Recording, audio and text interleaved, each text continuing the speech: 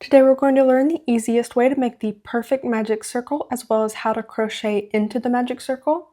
This is an essential skill if you're a beginner crocheter because so many projects require you to know how to use it, especially if you're learning amigurumi. But first you need to know why you should use a real magic circle rather than the faux chain version that a lot of tutorials use.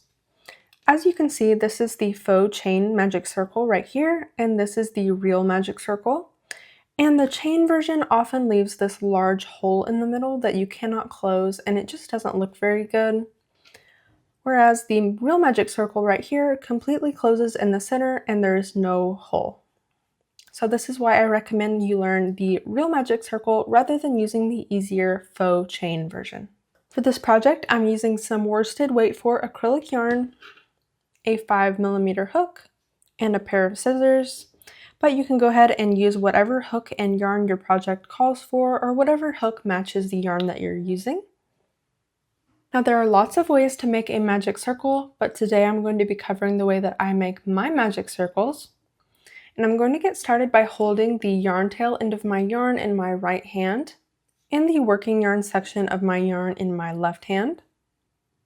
Then taking my right hand with that yarn, I am going to wrap that around two of my fingers, and I want to make sure that it crosses so that I have two strands of yarn and they are crossing here, and I'm holding that yarn tail section, which is going to be at the back. I've got the working yarn section at the front, and I'm just going to pinch that with my ring finger so that it does not come undone. Let's do that one more time. I've got the yarn tail section in my right hand. I'm wrapping that around two of my fingers on my left hand, and I want to make sure that those yarn strands cross over each other. Just like that. And I'm pinching it with my ring finger so that it does not come undone. Next, I'm going to take my crochet hook in my right hand, and I'm placing that under the first strand of yarn and over the second. Then I'm going to hook that second strand of yarn, which should have your yarn tail on it, and I'm pulling that up and through that second strand of yarn to make a little loop. Just be careful that you don't pull it completely through and you lose that yarn tail there. Next, I'm taking my crochet hook and I'm putting it back through that loop, just like that. And here's where it gets a little bit tricky. I'm going to spin my hand around so that it's facing the opposite direction, and I have a little loop on my hook there. And taking my thumb and my pointer finger on my right hand, I'm going to pinch that so it does not come undone. And I'm taking my two fingers out of that loop, just like that. Now I want to transfer it back over to my left hand so I can start crocheting with my right hand. And I like to do this with my thumb and my ring finger just because that's how I hold my crochet hook and my yarn. So I'm going to pinch that, just like that, and now my right hand is free. Next, I'm going to yarn over and pull that directly through that loop that we made. And this is technically a chain, but this will not count as a chain for our magic circle. Okay, let's do that one more time. I know that this is a little bit tricky, but I promise with practice it gets so much easier and you can just do it without even thinking about it. Again, let's hold our yarn tail end of our yarn in our right hand. I'm taking two fingers on my left hand, and I'm wrapping that yarn around the two fingers, and I want to make sure that it crosses, and I'm pinching that with my ring finger, just like that. Now I'm taking my crochet hook and I'm putting it under that first strand of yarn and over the second.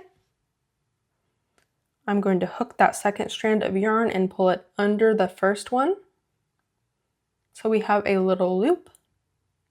Then I'm taking my crochet hook and I'm putting it back through that loop that we just made, And I'm going to spin my fingers around on my left hand so that they're facing the opposite direction.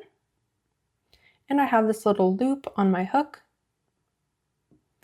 Then I'm taking my thumb and my pointer finger on my right hand, and I'm going to pinch that so it doesn't come undone, and I can take those two fingers out of the loop. Now I'm going to pinch this with my left hand. I like to use my thumb and my ring finger. So I can transfer that over to my left hand. And now I can start crocheting. We're going to yarn over and pull that directly through that loop that we made. So now that we've done that, we need to make our very first stitch into our magic circle so that this does not come undone. And I'm going to make one single crochet into the magic circle.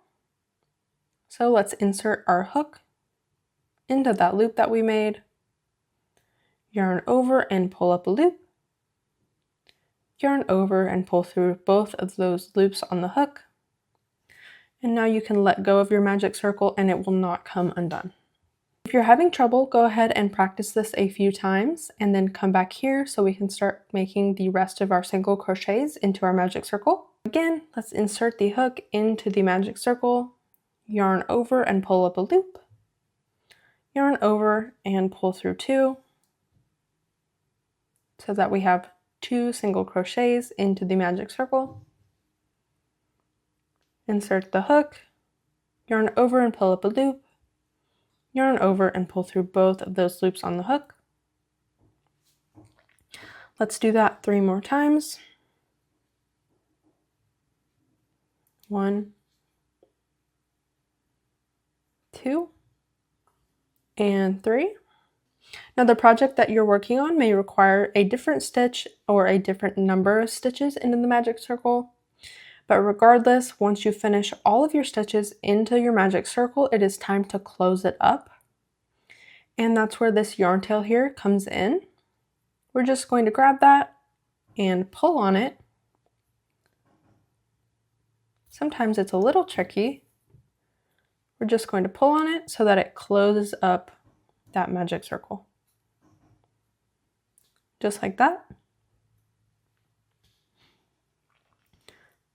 Then we can make our slip stitch into that first stitch, that first single crochet that we made, to finish the round.